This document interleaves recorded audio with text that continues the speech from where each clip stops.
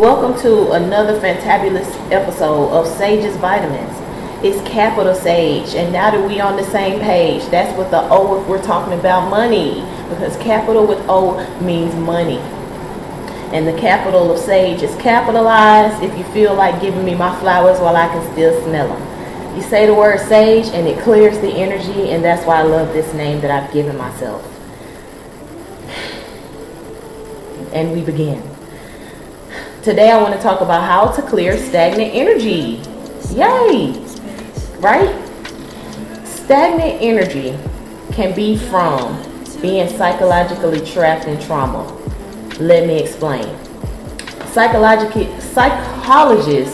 say that if you experience certain traumas, that you could become trapped in that mind frame that you were at that age. For instance, let's say you was in high school and you lost a friend. You had a friend die or something like that. You could become psychologically trapped in that mind frame of being 17 because you're holding on to something that traumatic happened to you at that time. Something that may be more relevant to all of us.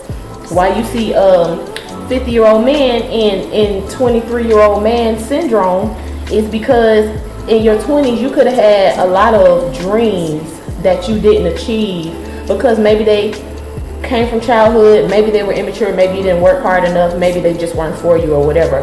You might have had aspirations that you didn't achieve, and that could cause you to become psychologically trapped, and that could be a trauma to a mind frame. So I believe that stagnant energy can come from traumatic situations causing you to be trapped into the mind frame of what happened at that point in time. And if you look at it, you may find this to be true. Do you act like you're 17? We trying to get better here at Sages.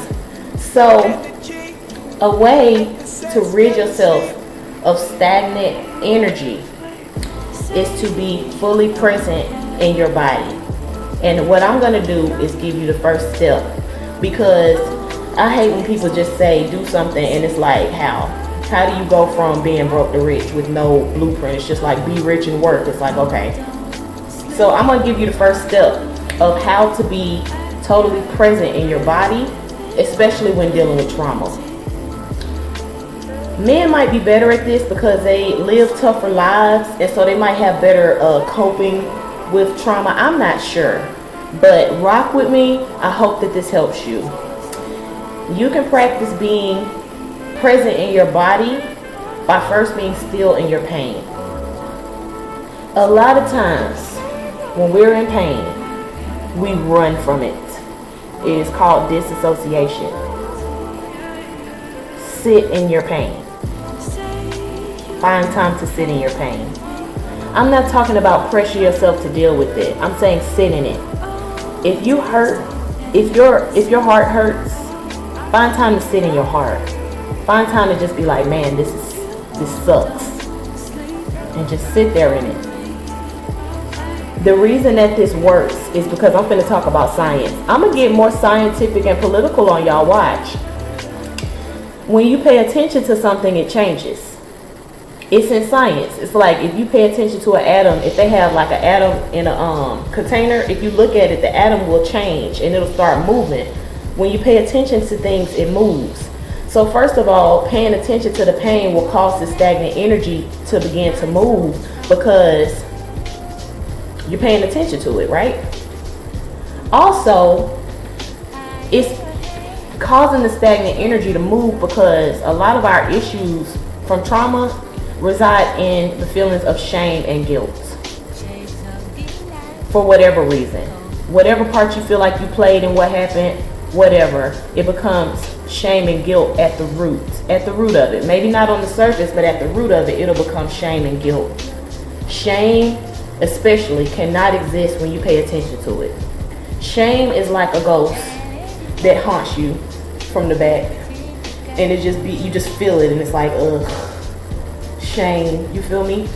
And shame cannot haunt you if you confront it, for lack of better words. But we're going to start off easy because when you start talking about confront, that seems like something that takes a lot of energy, and that might cause you to put it off also because you're like, I don't know if I have time with all I have to do to sit here and confront my shame. But the first step that anybody can do is to sit in your pain. Just sit in it. Don't avoid it. Sit in it, feel it, which will help it to come up rather than burying it. Follow me. Stagnation can come from outside events, but then it settles into a mind frame which manifests into your body. So if you work with any of those levels, you're causing the energy to move. And so I'm talking about how to, whether you have emotional pain, emotional stagnation, avoidance, anything like that, you can work with your body to begin to move physical energy, which frees you up in a mental space and emotionally subsequently, if you will. So sit in your pain. It will cause it to change because you're acknowledging it. And you will begin to see things in a way that's more logical. When you sit in it, it's not your story anymore. It's not like this grandiose thing. When you sit in it, you're like, first of all, this happens to a lot of people. Second of all, there's logistics to it. It wasn't just that I didn't show up and so this thing happened. It's like there's more details to it. Sitting in the present moment of your body helps you to be more logical about the pain that you deal with. Because when you avoid it, you live in the story that you told yourself about it rather than what actually happened. So I hope that helped you. It's Capital Sage. Let's stay on the same page. Sage's Vitamins every Sunday. See you next week. I love you.